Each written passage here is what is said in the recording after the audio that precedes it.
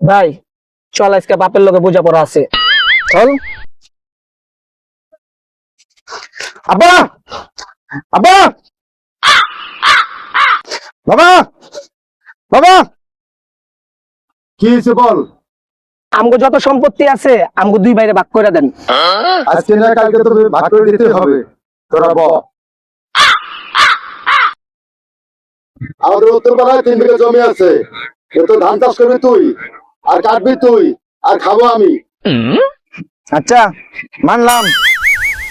আমাদের যে গাভী আছে, এই গাভীগুলো ঘাস খাওয়াবি তুই, আর তুই দুধ দোয়াবি, এই দুধ খাবো আমি। আচ্ছা এটাও মানলাম।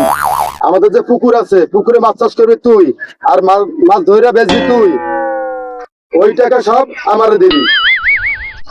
আব্বা বাজারতে 20 কিলো আনুম আমি, মিশাইবো আর খাইবি তুই।